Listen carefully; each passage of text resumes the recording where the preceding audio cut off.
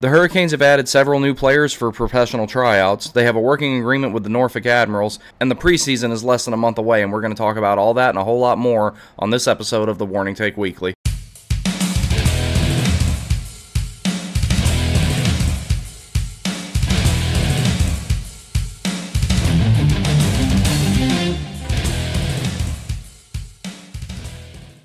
Hey everybody, hope you're having a good Labor Day weekend. So today we're going to start off with the mailbag like normal, do the comment replies, and then we're going to talk about some of the players the Hurricanes have added with PTOs and what each of them could potentially bring to the table and what their likeliness of making the team might be.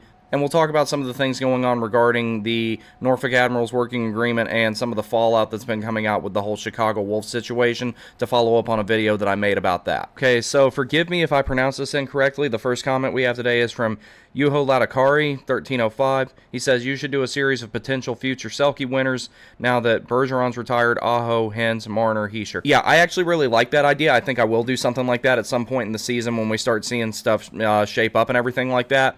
Because you got two guys on our team who could potentially win it. Arguably three, but I'll say two right now, and that's Aho and Jordo. And I'm a really, really big fan of Roope Hintz. I like Nico Hischier a lot, but Roope Hintz is one of my favorite non-Hurricanes, so I follow his career quite a bit. So yeah, I definitely could do something like that eventually, but I'm going to give the season some time to shape up. I think that's one of those things that maybe I could look at around the Game 41 mark. I could make a video like that could be some content during the All-Star break, or when the Hurricanes have their 5-day bye might be another good time to do it. But yeah, I think that's a great idea. Thank you for the recommendation, and I will do something along the lines of that, if not exactly that. And I appreciate the comment. I hope you keep coming back. Alright, so our next comment is from another repeat commenter, Jersey Sean. I had to break this one up again, but I really like this guy's comments. He puts a lot of intuitive thought into them, and I really appreciate that. The Hurricanes definitely pulled off what I think is one of the best outdoor games we have seen so far. I was at both the 2022 and 2023 Stadium Series, and it's easy for me to say that the one in Raleigh was a lot better, even with Nashville being more of a hot tourist destination with a ton to do. From the time parking opened at Carter Finley, it felt like it was almost a constant pregame party, similar to a football game. Yeah, I definitely got that vibe with it too. The NC State band being there made it really great during the game as well as gave it the most unique experience of all the outdoor games so far, at least to me. Nashville had the same NHL pregame festivities as Raleigh did, but Nashville just didn't have the same hype leading up to the game as Raleigh did. But part of that's probably because it got delayed twice, and, you know, this was only a few short years after we were the subject of a bunch of jokes and relocation rumors. My only guess is because it wasn't their first outdoor game. I remember Tampa fans basically took over downtown Nashville the days before the game and really had a good section of the stadium filled up. It was their first outdoor game ever, and they were back-to-back defending champs, so I'm not surprised that many people showed up. I was expecting the same from Caps fans, considering it's only a 4-hour drive, but I was impressed with how the city showed up.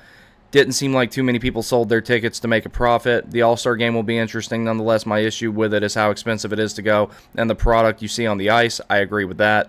The skills competition is not near as fun as it used to be, and the game itself is terrible. This is a trend we're seeing in every sport now, not just hockey. I wholeheartedly agree with that. Like, I don't even enjoy watching the MLB All-Star game anymore, and I used to, like, really enjoy the MLB All-Star game.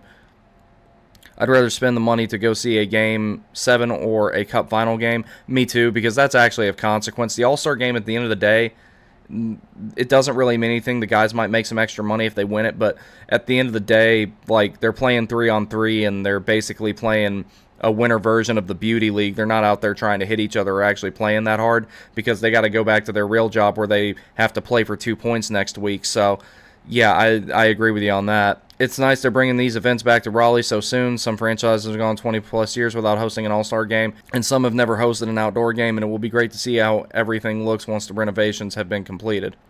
So there's a couple of opinions I have in regards to how the NHL executes the overall season that are rather unpopular, and I know that at least one of these will never be implemented. One, I think the season is too long. I know, blasphemy. And I'm not, when I say to shorten the season, I don't mean shorten it a ton. I'm thinking cutting it down to like 74, 76 games, something like that. Personally, I think 82 is a little bit too much. In addition to that, I haven't enjoyed the All-Star game or the skills competition in a long time. Like I was saying before, it basically turns into 3-on-3 pickup with NHL players who aren't really trying that hard. And I don't really get anything out of it. Like when I watched it this season, I fell asleep, and the skills competition, for lack of a better term, a lot of it was cringeworthy.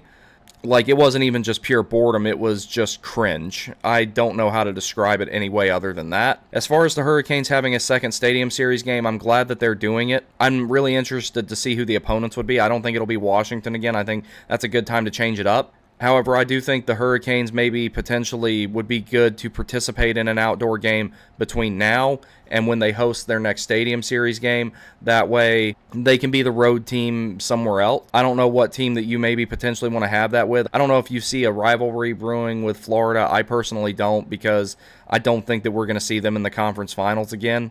If we do, it'll surprise me very much. I think the potential for a Canes and Tampa game is maybe there. If the NHL goes back to Atlanta, which has been talked about, like Anson Carter's pushing really hard for that, that could definitely be something there. I would absolutely go insane if I got to go to a hockey game in Truist Park or something like that. So I think a Canes and Nashville outdoor game would be really cool at some point in the future, but not anytime soon. But considering the first time the All-Star format had really changed in a long time was when the Hurricanes had the All-Star game, and in the skills competition, they had the goalies do fastest skater and all that. They do have the potential there to revamp things, and the ownership of the Hurricanes has shown that they're really creative, and they've done a lot to turn around the in-game experience in the past few years. The on-ice product is the largest part of the success of the Hurricanes right now. All the other stuff that they've done to improve the game day experience has definitely helped. The one thing I'm hoping for when they have the next Stadium Series game, I'm hoping the logistics of it are significantly better managed, because driving up to it was a nightmare. They opened the parking lot way too late. They should have let it start opening at like noon or 11 or something like that. And because I was sitting there, what would normally be 5 minutes of me just kind of riding the brake,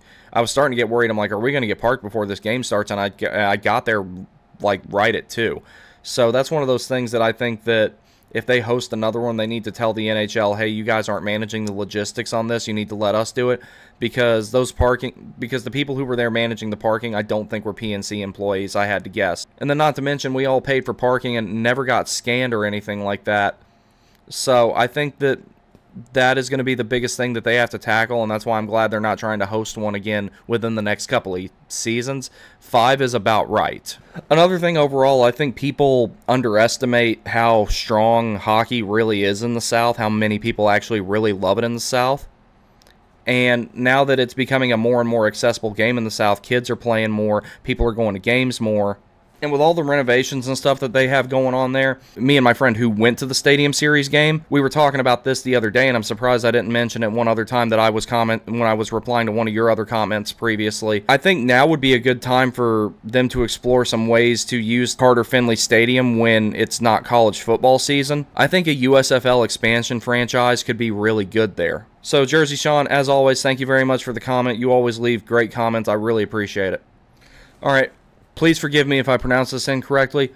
Holopainen 1627 says he could turn to best player from Rama, Finland at NHL. So yeah, this comment was on a short that I posted of the video I made, Sebastian Aho, a modern Rod Brindamore.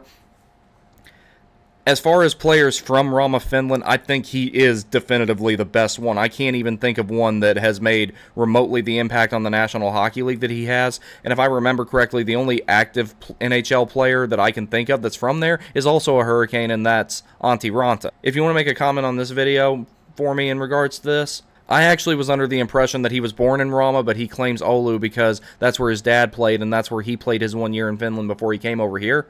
But yeah, Sebastian Aho has the potential to be one of the best Finnish players ever, definitely. I don't think he's going to overtake Teemu Selanne or anything like that, but he's going to be one of the best players that Finland has ever produced. So, Holo, thank you very much for the comment. That Edmund guy returns again. How you doing? He says, remember when the Canes were in the basement with their top prospects being Chris Terry and Victor Rask, and things like the playoffs and outdoor games being pipe dreams, not to mention relocation seemed inevitable? Good times. Dude, like, you remember, like, when we signed that Alexander Simmon deal? I lost my mind. I was like, I can't believe they actually did that. We're going to suck even longer now, and that's exactly what happened. The contracts that were handed out under Kormanos' leadership, whether it was Rutherford's front office or Francis's, none of them really made any sense to me. Like, Ron Francis definitely helped build part of what this team is now. He did draft our best player, the two primary core defensemen we have in Slavin and Pesci. But his philosophy was definitely not one that was going to get us to winning. And I know part of that was his hands were tied financially by Kormanos. Victor Rask is someone who heavily disappointed me. He was quickly becoming one of my favorite players. And I don't know, he was already kind of starting to fall off as it was, but I think after that time that he accidentally injured Eddie Lack during overtime that one time. I think that was kind of the beginning of the end for him, and then he had the whole kitchen accident thing, and then his play was just never the same. Waddell's move to get him out of here and get Nino Niederreiter in, even though Nino didn't stay long term, was one of the best things that you could do for this team, because Nino needed a fresh start too, and it worked out much better for him. I hope Victor can find a way to make it back to the NHL and everything like that. I felt like that there was a lot to him and everything. Chris Terry was another one of those guys that I felt like the only thing holding him back from the NHL was his speed, but he just couldn't keep up with the pace of play. That was literally his biggest downfall, keeping him from being a full-time serviceable NHL player, in my opinion. But yeah, the depth on this team back then was absolutely awful. Relocation definitely did seem almost inevitable, and I think that's part of the reason people stopped going to games, is they were just kind of emotionally detached from it. The media had all been yelling Quebec this, Quebec that, Houston this, Houston that, and I just think people just finally kind of checked out on it, and I don't really blame them. I was kind of getting that way myself. That's part of the reason I bought a lot of merch back then, because I didn't know how much longer that I was going to be able to get a lot of that stuff. Outdoor games, I mean, you know, Dundon requested an outdoor game immediately upon buying the team, and that was before he bought the whole team. That was only when he had just initially became the majority owner, and Bettman apparently said he was afraid that they wouldn't be able to fill the stadium and everything like that, and lo and behold, they filled it. And when they did fill it, I want to say, and this is me being generous to Caps fans, at least at a minimum, 75% of the people there were Canes fans. So yeah, there have been much darker times than this. That's why it's like, as much as getting swept in the Eastern Conference Finals again for the second time since the 2019 season sucks, it's not the end of the world. Edmund Guy, once again, thank you very much, sir. I appreciate it. Rosario Canistaro, I have not seen you in a while, bud. How you doing? Not buying that young dude's vibe. The Wolves are famous for being this way towards every NHL affiliate they have.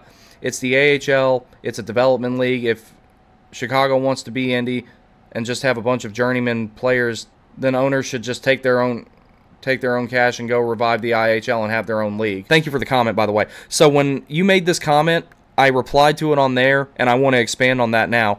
What you're saying makes absolutely perfect sense. And one of the things that I find kind of funny about all this is that I think that what Wendell Young was doing, and by extension Tony Androkidis, the reporter, was doing, Chicago has a history of having a revolving door of NHL partners, and they never keep one for very long. And I think that because of the reputation of Carolina's front office being stingy, controlling, and underhanded and all this stuff, which, you know, let's face it, Montreal fans that were mad about the Aho offer sheet getting matched made up a lot of that stuff. In my interpretation of the whole thing, Wendell Young was waiting for an opportunity to take the Wolves and go completely independent. Tom Dundon's reputation gave him the first good justifiable opportunity, gave him a scapegoat to be able to make this move, and I think he had been wanting to do it for a long time, and this finally gave him the chance to do it and have a justifiable reasons. That was the thing that I found funny about that article, was people are not looking further back. So the thing about it is, the Hurricanes in the last several seasons have only had two affiliates, the Checkers and the Wolves. Part of the reason the Checkers were able to become an AHL as opposed to an ECHL franchise was their ability to eventually affiliate with the Hurricanes. So that was what I found funny about the whole thing. Something was fishy to me about that the whole time, and like I said, here's what I'm expecting to happen. The more I look at some of the stuff that Tony Androkidis guy writes, because I read a few more of his articles, instead of him being, like I said before, instead of him being an informative writer, he's a creative writer masquerading around as a reporter. And I think that eventually either he will try and dig his way out of this thing, or he's going to try and let it go in the memory hole and not bring up and never write a part 2 or put it behind a paywall. Or if he's got any ethics or credibility as a reporter, maybe he'll end up retracting part 1 or amending part 1, because all it was, hey, let me make Carolina look like the bad guy. In addition to that, the timing, along with the Norfolk Admirals changing up their affiliation to the Manitoba Moose and the Winnipeg Jets, it just seemed to me like he was waiting for the right time to do it. So the whole thing just seems like kind of a big hit job. But, you know, even if the Hurricanes don't have some sort of response, like some sort of press release or anything like that, at the end of the day, it doesn't really affect them anymore. They've got bigger fish to fry. They're trying to win a cup. They don't have time to get into petty pissing contests about who hurt whose feelings with the whole AHL thing, unless there's something that's actually legitimately of gravity to report with it. I think this is one of those topics that it only got brought back up because a slow offseason, and we're at the slow point of the offseason anyway, and Tony Ann Rockettis just needed something to write about, so he took the first thing that he could remotely spin into somewhat of a story, and everyone else had kind of forgotten about it. And as I stated in the video, the majority of the Hurricanes prospects are either playing overseas or they're in the collegiate system. So them not having an American Hockey League affiliate does kind of suck, but it's not the end of the world. It's not sustainable long term. It's something they're going to have to correct. But that also opens up the possibility that maybe they can adopt the Fayetteville Marksmen and try and turn that into an AHL franchise. I think that would be kind of rough with the population there because, like, I'm from there and everything, so I don't know how well that would work. I know that when the Central Hockey League was there and the Fayetteville Force was there, it was super successful as well, so maybe it could happen, but I wouldn't hold my breath. What I would like to see is one actually be put in the triangle, like maybe in Durham or something like that. That's going to be its own video, though, but to give a short explanation about it, I'm thinking like a small 5,000 seat facility somewhere in Wake County, Cary, Durham, somewhere like that. You could potentially, if it's marketed well, it will produce enough gate revenue and it will compel people who follow the big club maybe to follow the American League a little bit more, because like I said, I don't follow it as much as I used to since the Hurricanes aren't affiliated with Charlotte. So Rosario, thank you very much again for the comment, and I hope to see you again next time. Hexen Motorsport, vroom vroom, hope you're doing good, bud. He says 23-24 predictions, Canes ready to lift the cup yet, or maybe a year or two out.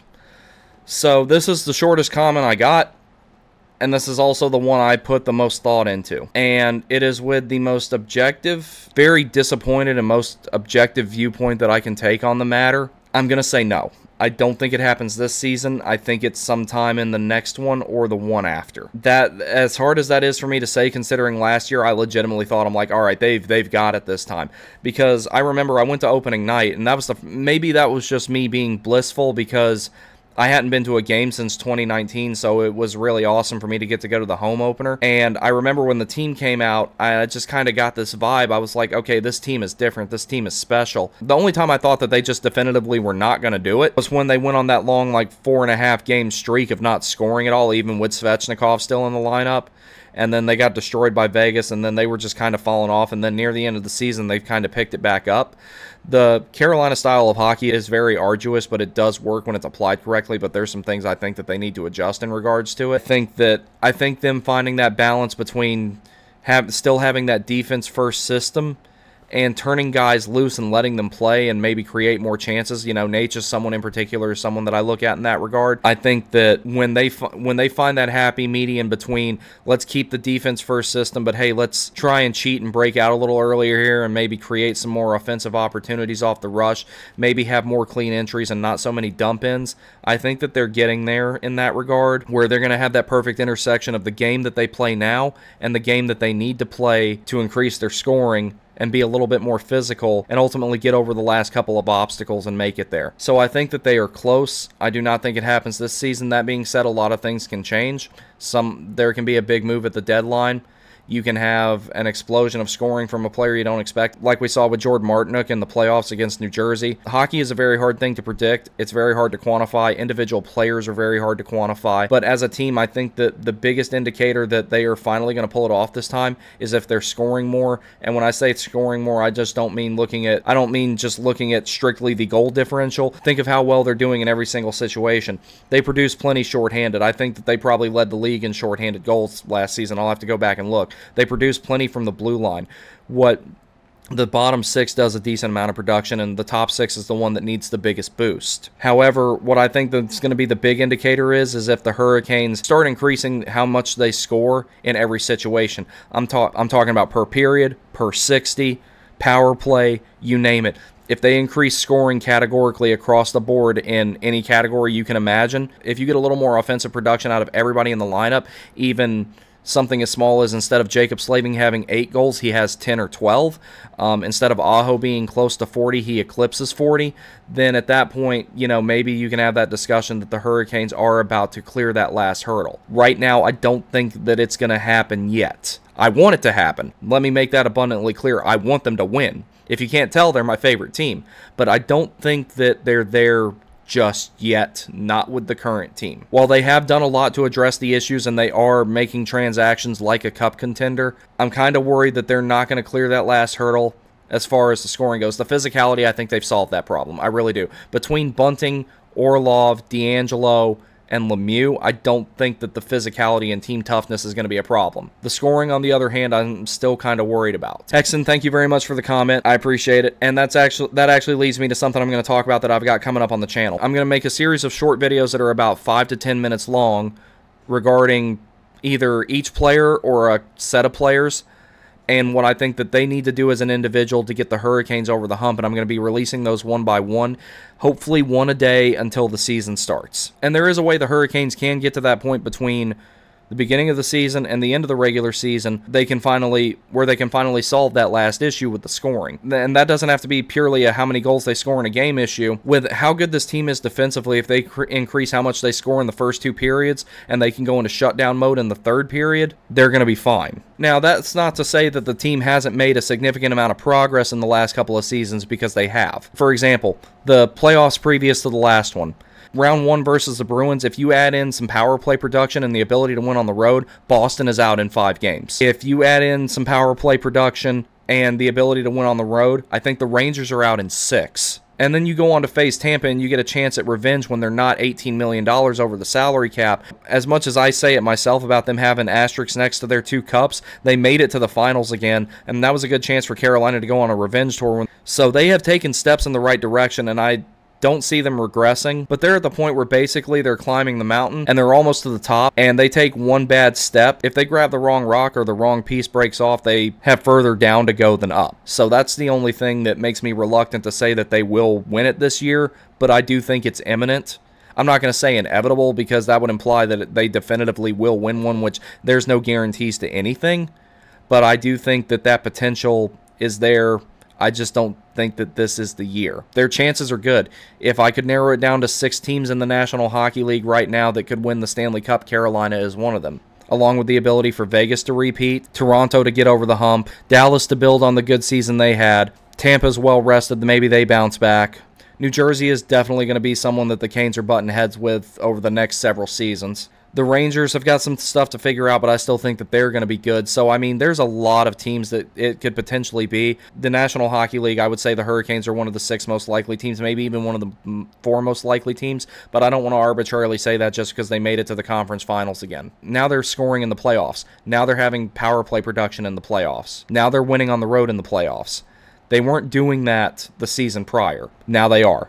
So we'll see what happens with that. As I touched on this in my video about the whole Chicago Wolves article, the Norfolk Admirals have changed their official affiliation to the Winnipeg Jets and the Manitoba Moose, but they still have working agreement with the Hurricanes so that they can assign players to the ECHL. One thing I would love to see in the future, and this is something I'll make a longer video about because it's definitely its own topic, I would like to see all the professional leagues in North America develop some more parity to them, to the point where it's not unreasonable for somebody to get the call-up from the ECHL or the SPHL if they go on a serious hot streak, and maybe get a PTO to play in the NHL. I think that that would help overall for the parity of the game and having a larger player pool that you could pull from, and more guys get a chance to maybe make it to the show, is if the leagues below the NHL developed that much skill between the 3 of them. There will always be a pecking order with it and everything like that, but it would be really, really cool to see things get to a point where they could do that. And then speaking of tryouts, we're going to talk about the PTOs that the Hurricanes have coming up and why there's so many of them. So here's everyone the Hurricanes have listed for PTOs right now. There's Corey Conacher, Brendan Perlini, Nick Shore, and Nathan Beaulieu. So part of the reason that they're getting so many PTOs right now is the Hurricanes, and for the first time that I think that it's ever happened, at least as far as I can remember, they're having a split squad day on the 29th of September where they're going to be playing 2 separate preseason games, and there's a minimum amount of veteran contracts they have to have on the books for the preseason. I think Nathan Beaulieu would make a good 7th defenseman for the Hurricanes under normal circumstances of them not having a blue line that's literally overflowing. So I think that he's going to definitely make his case to get signed elsewhere, but I don't see the Hurricanes keeping him around. With them not having anywhere to send players as far as sending them to the minors and everything, minus loaning them out.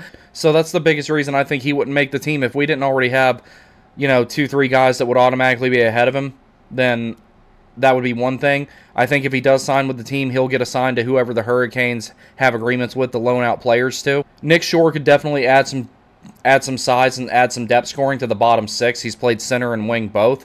He would more than likely be a healthy scratch a lot of nights. Between Brandon Perlini and between Brandon Perlini and Corey Conacher, both of them definitely bring some edge and some scoring to their game as well, not too dissimilar from Nick Shore. However, Corey Conacher is an absolute honey badger, and I think any of these four guys have a chance to really make the team. It's probably Corey Conacher, and if he could start translating his scoring ability that he's at the American Hockey League level, at the NHL level, he could be an exceptional asset to the Hurricanes. So here's the one thing about it. This is highly unlikely, but it's possible the Hurricanes sign 2, maybe 3 of these guys. And depending on who they decide to loan out to whatever NHL and AHL affiliations they have agreements with, they can actually carry up to 23 players on their roster. And with them not spending the money to have an AHL affiliate, it's very feasible that the Hurricanes will have 23 players at home, 23 players when they travel, and have a rotation of guys that are healthy scratches and everything like that. So I wouldn't be surprised to see any combination of these guys signed. They'd all be great depth additions. None of them are really going to set the world on fire for us, but if I think there's anyone that's really going to be kind of a difference maker out of all these guys and move the needle, I think it would be Corey Conacher. So preseason's getting close. The Canes do have some decisions left to make. I still don't see what they're doing with the blue line as being something that's sustainable for very long before they have to trade somebody. I would imagine it's going to be Dylan Coghlan that goes on waivers. But it will be very interesting to see how the Hurricanes manage their assets. So there's been nothing else really of any substance regarding Pesce, Shea, or anybody who could potentially be trade bait, Jack Drury, anyone like that. So we'll see what happens. It's going to be interesting, but I am very much looking forward to this season. And that's going to be it for the show. Please keep an eye out for the series of videos that I have coming up, where I'm going to be talking about individual players, defensive pairs, lines, and everything like that, leading up to training camp, leading up to the preseason and the regular season. And I think all that will be really good, intuitive stuff. I look forward to getting more comments to reply to. I love having the discussions with you guys. Thank you very much for all the support. If you like this video, please click like, subscribe, share it, tell your friends about it. Consider donating to my Buy Me a Coffee page, and y'all take care, and I will see you next time.